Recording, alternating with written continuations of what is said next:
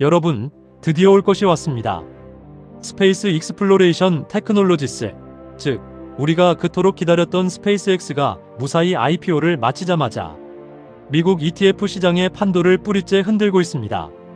보통 대형주가 상장하면 관련 테마 펀드에만 천천히 편입되는 게 정상인데 이번엔 다릅니다.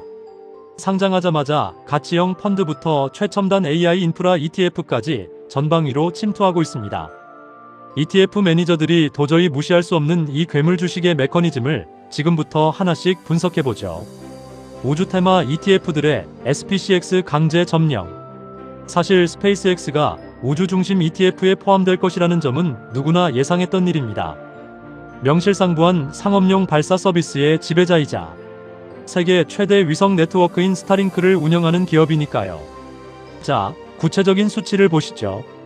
프로큐어 AM에 따르면 스페이스X는 시가총액, 유동성, 우주 관련 매출 요구 조건을 완벽하게 충족하며 베타파이 스페이스 지수 조정에 따라 프로큐어 스페이스 ETF, 티커명 UFO에 무려 6.17%의 가중치로 전격 추가되었습니다.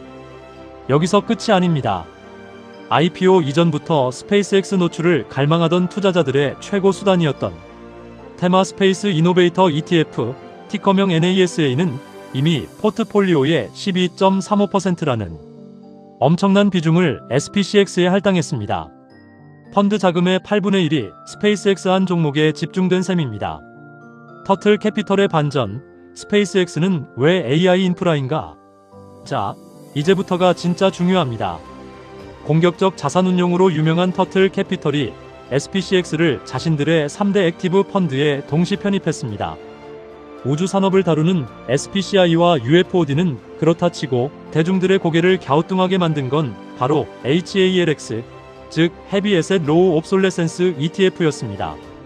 이 펀드는 기술 노후화 우려가 적은 무거운 물리적 자산에 투자하는 곳인데 여기에 성장주의 대명사인 스페이스X가 왜 들어갔을까요? 터틀 캐피털의 답변은 명쾌했습니다. 스페이스X는 이제 우주 기업이 아니라 AI 인프라 기업이다 라는 논제입니다. 스페이스X가 추진 중인 궤도 데이터 센터 이니셔티브를 주목해야 합니다. 스타링크 기술을 기반으로 우주 궤도에 태양광 AI 컴퓨팅 위성을 띄우겠다는 계획인데 이는 스페이스X를 AI 경제를 지탱하는 핵심적인 물리적 인프라로 정의하는 근거가 됩니다. 지상 데이터 센터의 전력난을 우주에서 태양광으로 해결하겠다는 빅픽처에 베팅한 것이죠. 월가의 충격, 가치주 펀드인 SCHV에 등장한 스페이스X.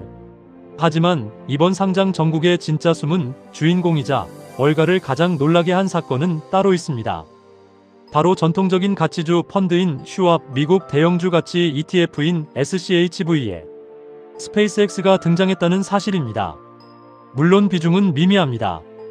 158억 달러라는 거대한 자산 기반 중 단 0.012%에 불과해서 전체 수익률에 당장 큰 영향을 주진 않습니다. 하지만 이 사건이 던지는 메시지는 핵폭탄급입니다. 투자자들은 오랫동안 스페이스X를 전형적인 고성장, 미래형 기업으로만 보아왔습니다. 그런데 가치 지향 펀드가 이 회사를 편입했다는 건 무엇을 뜻할까요? 바로 스페이스X의 비즈니스 모델이 엄청난 현금 흐름을 창출하는 성숙기 단계의 지표를 만족하기 시작했다는 뜻입니다. 지수 방법론이 변화하는 시장의 진짜 현실을 반영하기 시작한 것이죠. 이제 스페이스X는 성장성과 안정성을 동시에 갖춘 하이브리드 괴물이 되었습니다. 패시브 이펙트의 서막, 투자자가 준비해야 할 것. 시청자 여러분, 이건 단지 시작에 불과합니다. 전용 우주 펀드를 넘어 앞으로 몇 달 안에 SPCX는 광범위한 시장 지수, 대형 성장주 펀드, 그리고 다양한 팩터 기반 전략 펀드에 도미노처럼 편입될 것입니다. 거래 이력이 쌓이고 시가총액이 증명될수록 인덱스 펀드들의 기계적 매수가 유입되는 패시브 이펙트가 주가를 강력하게 지지해줄 것입니다. 이제 스페이스X는 더 이상 먼 미래를 꿈꾸는 단순한 틈새 산업 베팅 주식이 아닙니다. 월가의 모든 거물 매니저들이 절대 포트폴리오에서 뺄 수 없는 필수제로 자리 잡았습니다. 이 위대한 자금 흐름의 길목을 선점하는 자가 다음 사이클의 승자가 될 것입니다. 지금까지 뚜껍TV 이카노미였습니다. 감사합니다.